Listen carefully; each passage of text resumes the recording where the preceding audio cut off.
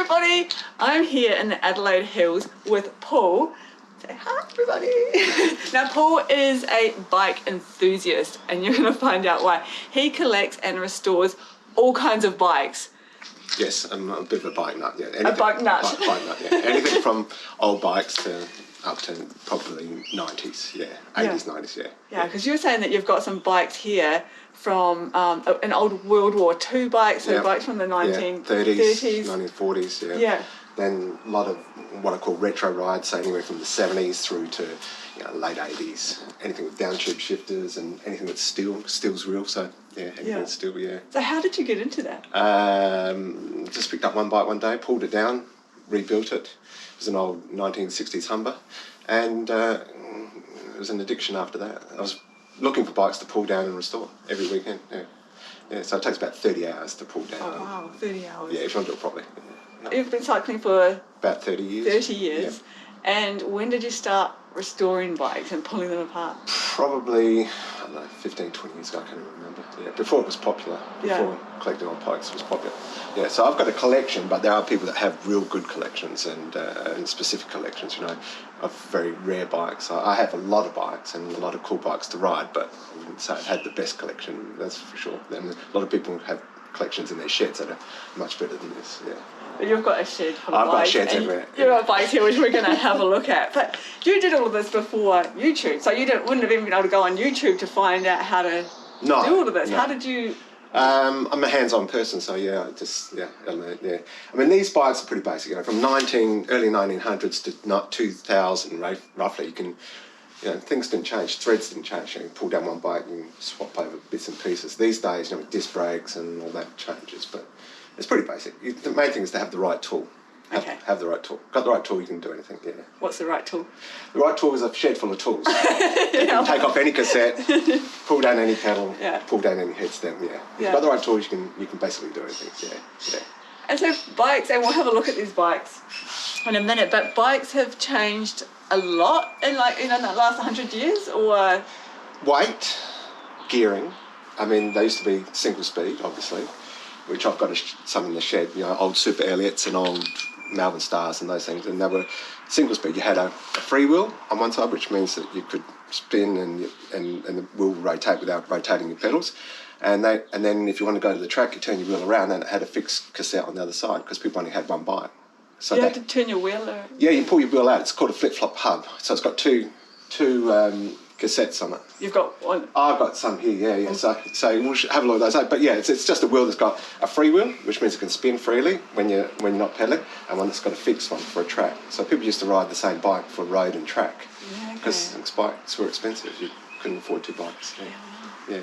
Whole other world of something. But bikes haven't changed really. Weight and gearing. Like I said, I could pull off. I've got a 1930s Bullock down there, which is a South Australian brand. I could pull that down and put it onto a 1990s frame because all the threads are the same and the pipe sizes are the same and that sort of thing, yeah. But then when disc brakes came along and carbon fibre, everything changes. Yeah. And because then you were saying they're heavy as well. Like we'll go on. Yeah, they're a little bit heavier. Should we go and check some out? Yeah. Yeah, this is a South Australian brand. I've got probably about 15 different South Australian brand bikes, but this is a South Australian brand bike, a Bullock, late 1800s. They were first made in Adelaide. This is about 1930s.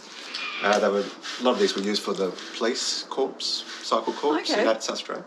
And this was quite an updated one in the fact that it's got a 3-speed on the back. So it's not the same as a normal derailleur. It's what they call a helix drive. It sort of goes along on a thread. You can see that if you look down here, you can see it goes on a thread, on a spiral around the helix there. It's not like a parallelogram derailleur, what they call a modern one. And here's your gear lever up here, rather than being on the down tubes or up in levers. So if you're going to change gear, you've got to push that forward, and it will change the derailleur on the back. So you're just riding along on your bike and you go, I need to change, you can't just go like this. No. If you did that, you'd be putting your brakes on, I suppose, and you'd have to... How did you do it? Just pull it back, just pull it back, just like that, and it slides across. Does the same job. It's stiffer. It's weird. Yeah, I know. It's easy when you're riding. It's stiffer when you're stationary, but it's easy when you're riding. Yeah. So this is 1930. Late 30s, pre-war. It's got a leather saddle on it, which they all had. Original like type. No, this one was. I've got a photo of it. It was actually painted lime green and had dragster handlebars on it when I found it. So it was a complete resto. But and then I just repainted it and did a little bit of pinstriping and located some of the parts. I've got some friends who I can get parts from, and also you can go to people like Mike, down at Mike Briscoe. He's great for parts. Yeah. Yeah, he's got so many. Yeah, he's got so many bits and pieces. Yeah, he's a good source of parts. Yeah. And is that it works? Yeah. So that's coming through. So that's the 30s. I've got a lot of these sort of bikes. Yeah. Can I see? Yeah, yeah. Oh my goodness! Sorry, hold that. Oh my goodness. That's heavier than me. Oh, well, maybe not, but but they're up to 15 kilos or something, maybe heavier. Some of the old ones, but they're just water pipe. I like testing to see if I can pick one up with my finger, and no, you can't. No, I'm not reckon like that. That is really heavy. That is really heavy. That's really heavy. Yeah. And this one, that's World War II paratrooper. I'll just pop this one over here. That's they're quite rare in Australia because they were jump out of planes with them. So basically what you do is you've got two big wing nuts. Just back those off, if I can do it. Back them right off. That one there. This one here. They're designed in a way that they can be folded. So you back that off, and then the bike, still not enough, has to come together one way or the other. It's come a little bit straight pace. Do you want me to help? Yeah, let's see what's happening. Might probably need to back it off a bit more. It took a while designing it. There we go. So that goes around like so. The handlebars turn around, and they jump out of the plane with it on a long tether from them, or then I think they had a bit of damage when they were falling, so they put them on a backpack after that. So they jumped out of the plane with this? And right across the battlefields on a... Across the battlefield? Or wherever. With the guns and things. Probably. Maybe as well. They would have guns on them, yeah. So, is this one of the original folding bikes? Like this? I think it's one of the earlier ones, yeah. Yeah, it would be. This is 1940s. Yeah, exactly, 1940s, yeah. But they're very simple, and they're so tiny. They're very, very, very tiny. I mean, they're up for someone like me, but, when you're on them, they're really, you feel like riding something. Yeah, like... Yeah. And I guess that was the size... Yeah, I suppose because you've got to put it on your... Can I see how... Yeah, sit on it, yeah. We'll see how... Actually, is it slightly lighter than... Oh, it would be a little bit lighter. Yeah, it's a little bit lighter. It's still way heavier than Fuji, but... Yeah. Yeah, wow. And it's... and that's one of the original sets. No, it's not the original set I've got. It's all shriveled up. It's an old leather one. Yeah. Sit on that. Is that all right? Yeah, sit on it. And that's good. So that's a brake, and then they were just...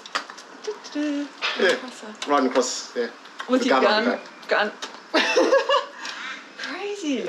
But, all these ones are much more recent. These are all 1970s and 80s, and they've all got, This one here is Flandria, a Belgian bike. I've got a couple of these. These were the first Shimano equipped bikes in a lot of the tours, because they never had Shimano before. They had other gear. So these have got first generation Durace. 1970s, and Flandria were the Belgian team that were the first ones to use Shimano gearing in a tour, like Paris-Roubaix or... So this is how you change your gear down here? Yes, I'll set you up on a stand and I'll show you how to do it. So it's basically the same thing, except you've got a lever that's pulling your derailleurs across, and this one here pulls that front one across. So that's how it works. So in the old days, with this bike here, you just had to pull the lever down until you found a gear. And it's not what we call indexed. It's not, it doesn't go to a set spot. So you can be all over the place with something like this. How do you mean? So you can't? It doesn't click into a position. You just pull it until you find what gear you want. Oh, it's just... Yeah, it just comes across. This feels right. Yeah. Oh, really? Yeah. Later they became indexed. This bike here, for example, which is a South Australian one, this is a Giesauf. That's indexed, and you can hear the click. Yeah. That's nice. But that's like I said, that's Belgium. That's all right. Yeah. And then South Australian, I've got a lot of South Australian. And So which South Australian? that's Giesauf, that's South Australian. International Cycles, I think they're still going. Charlie Giesauf.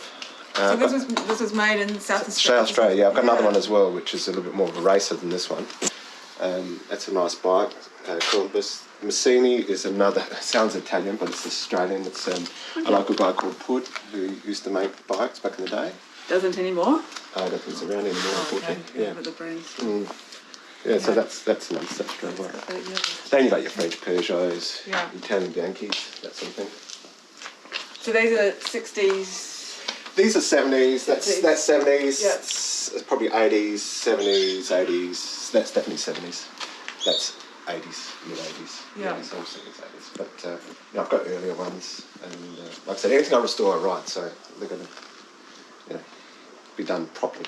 So you take them out riding around the hills? And Yeah, I've got another flat spot place down the coast, and I use all the single speeds down there. Yeah. I'm not that crazy.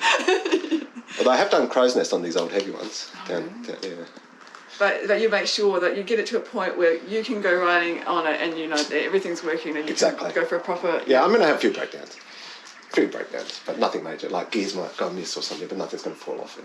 So do you have to carry different tools? If I'm going on a longer ride, I will make sure I carry at least a shifter spanner with me, a small shifter, because these are all got nuts and bolts rather than Allen key holes. But, I haven't lost too many things. Only brakes. Only brakes? You've lost brakes? I lost a brake pad once, yeah. And sometimes the bottom brake, some of the cranks sometimes can come loose or something, but nothing serious, nothing that can't be fixed. I suppose they're all getting pretty old. They're 35 years, 40 years old and older, so 50 years old, so they're getting pretty old. Yeah. But they're still going, and they'll be around for another 50 years. The seats look comfortable. They are. Yeah, they are. They're nice seats. One of the most popular seats is these turbo saddles. They were a really good racing saddle in their day. They were a very comfortable saddle.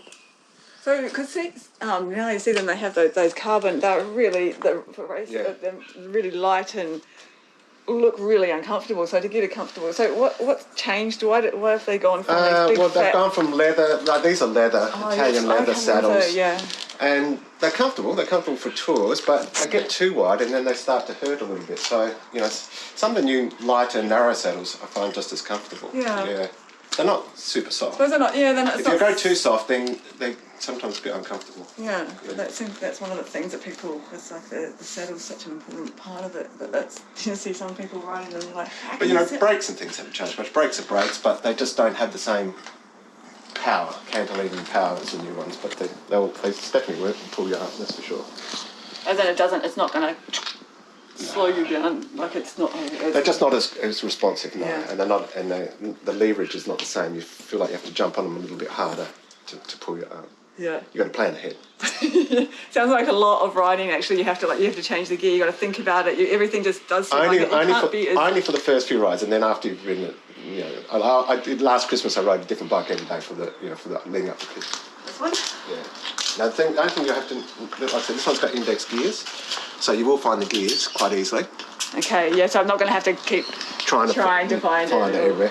The brakes won't be anywhere near what your Fuji's got, but. So you need to brake a little bit early. Okay. But we'll put it up on a stand and I'll set you up. And, Alright. And then you can... Because your seat will be a bit high for you, I'm sure. Okay.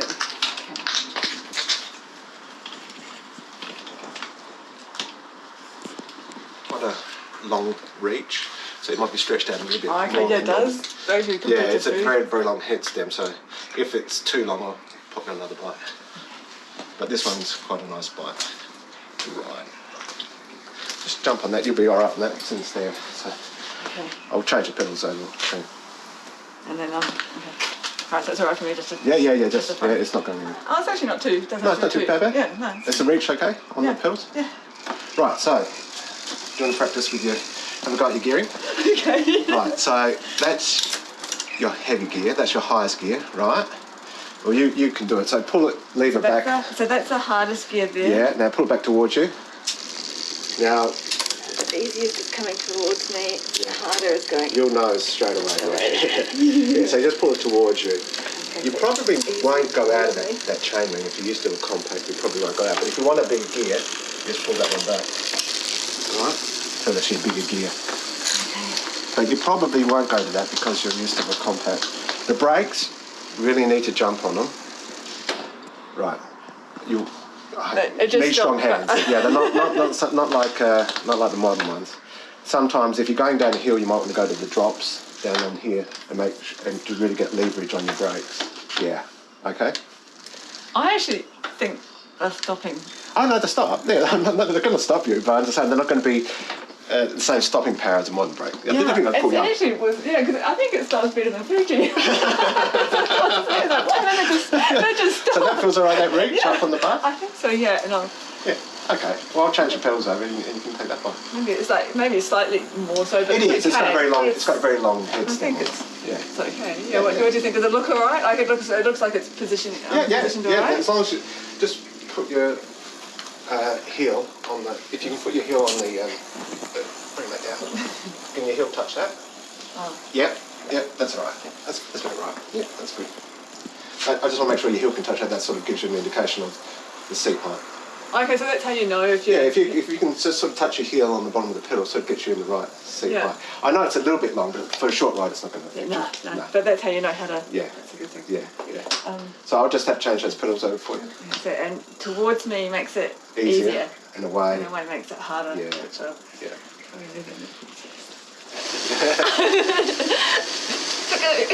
This is one of my latest ones. I like it. That's one of your favourites at the moment? Yep.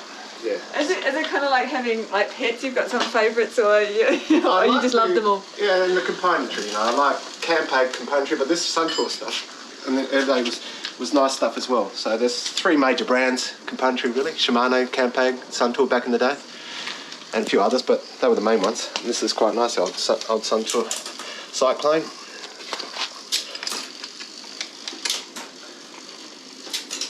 And you're riding with a Italian bike which has got Campag on it.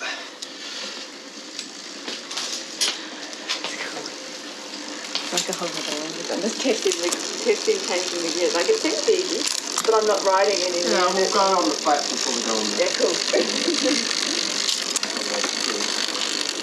Alright, that's that for that. I'll put my shoes on. So this is your shed. This is some of the bikes, some of the road bikes I have here.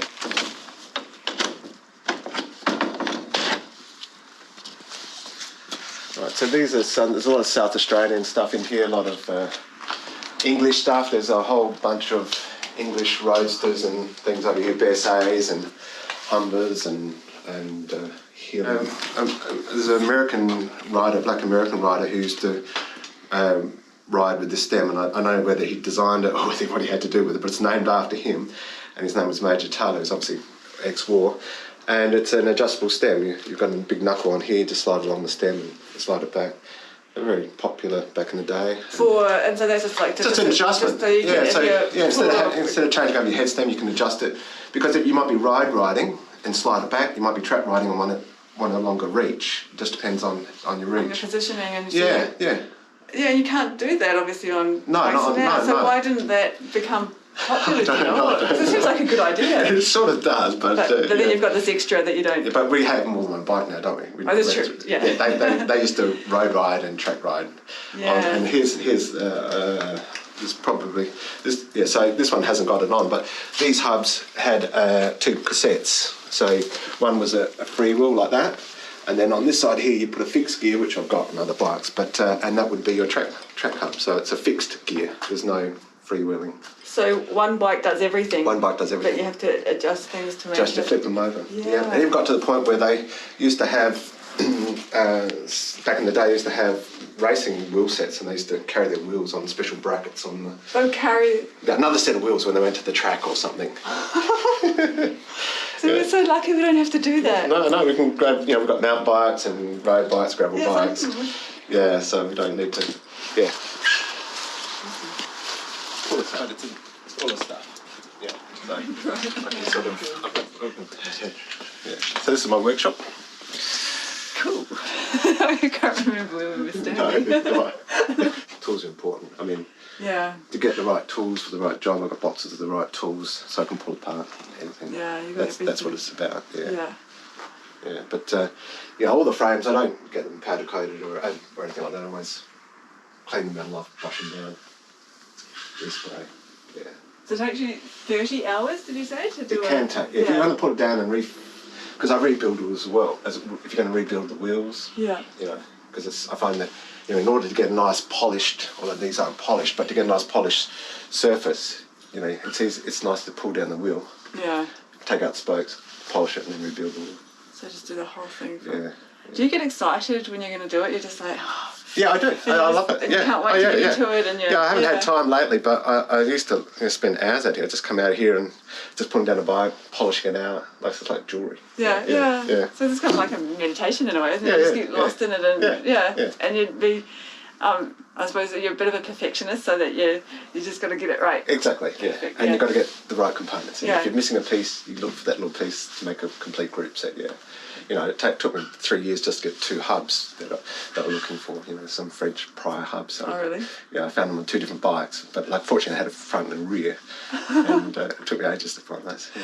That's cool, and I like that. You just don't give up. You're like, No, well, you always find them. It's like group sets. I love, you know, Duras group sets, and the old first 10 speeds were beautiful group sets, and they're very hard to come by now. But you know, you keep looking, you get, you know, built up a couple of those group sets. They're great. Yeah. Are you like a member of any? Are there other people who do it, and there's a group of people, or there are like people a down. community? Yeah, there is. I'm not a member of, but there's a group that the South Australian cycling community. I think they collect bikes from. I think they say 1890 to 1990. I think there's the Victoria Park group, and there's a lot of people that I've heard of, and I don't know them personally, but there's a lot of people that have really good collections of bikes and stuff. But I've got a few contacts, but not a lot. Yeah. There's some people that have got some fantastic collections around that you just don't see.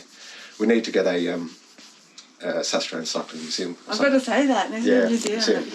Yeah. I mean, not just to fill it with everything, but to fill it with special bikes and things, you know. And the history of it, and just the journey that, the cycling, and especially because we have the Tour Down Under here. And exactly. It's just such a I mean, I don't know if anyone's ever talking about it, but it needs to be done, yeah. You know, we've got a car museum, we could have a bike museum. I think so. Bicycle hub. Yeah. Get Mike Briscoe in there, you can work from there. I like that. So I've got a full of Bianchi. Perfect. Matching. That's so cool. All right, I'll we're going take to this do out that. of there.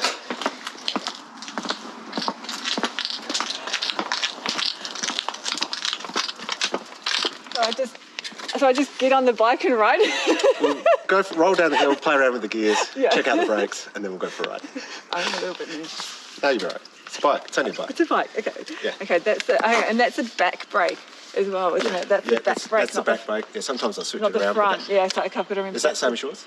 Mine's the other way around. Oh, Yeah. Oh yeah, I set it up differently occasionally. That's cool. Okay, and it's in an easier gear. Here's the gear. There we go.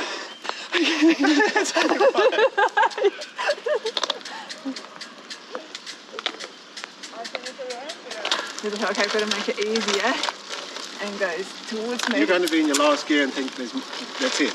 That's the last gear. I can't go any. You can't go any lower.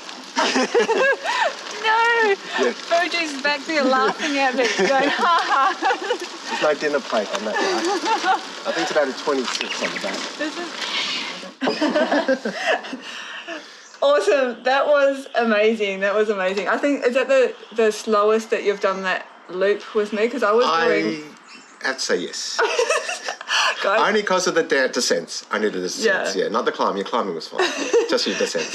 Yeah. I was going so slow because the brakes, it was hard to brake. Yes, you do need to have more. They're not the same leverage on the lever or even on the caliper of the brake. So yes, it is a lot harder. And you know, it's not like today's brakes. It's not double pivoted and all the rest of them. Single pivot, and they're very because usually very manual. You can just go and it brakes. But that one, it's like I'm pulling it right back and it's still not braking, and it takes like a few seconds for it to slow down. Then so I was quite nervous. You got to about remember that we were saying that bike was You were 10 when that bike was out, so it's been around a long. But other than that, it was really fun. It was really smooth to ride. It was just, and like you said, it's just like riding a regular bike. I mean, it's just, you're just getting on a bike and riding that. Yes, it is, And I thought that, so I found myself automatically going to change gear like this. And it's like, there's nothing there. But it's like, okay, I just need to do that. And that was easy. It is. When it's indexed like that, when you actually can click through the gears, it's great. Yeah. And it's a little bit of getting used to it, but it's nothing. No, it's still just riding. It was fun. It was really fun. It was fun. Good. And sorry for being so slow. I was on the brake. I can't stop. Well, the guys I ride with in the morning are pretty much as slow as that anyway. Okay, cool. I can say that. While we were riding, you were talking about this gentleman here, and you got photos here, and he rode from Brisbane to Adelaide. On a Malvern Star lugless, which I've got the bike now, and I can't believe he towed that caravan. But he had it all decked out with Malvern Star signage, and he made the mistake of waiting until he got back into Adelaide to get sponsorship, and they said, sorry, no way, you've already done the ride. So he got so annoyed he repainted his bike and named it Marathon, and I've got it hanging up on my wall. But he's if you focus in on the photo here, just the gearing on it is like reverse of it's tiny gearing on the back and stuff. Yeah, it's amazing. And you were talking about a bike museum, and I think that it would be a great idea. South Australia doesn't have one. Adelaide, we don't have a bike museum. No, I don't think Australia has one. I think they closed that down, And it would be amazing. Yeah, somewhere up there in the hills on the Amy Gillard or Woodside, or someone who's got space. And like I said, I've only got a small collection of bikes and unique bikes, and people that have very unique bikes, which would be cool to display. Bit of a bike hub, bit of a workshop, bit of a cafe. Awesome. Thank you for the experience. Thank you for sharing with us. And we'll see you again. Cheers. Thank you. See you in the next episode. Bye.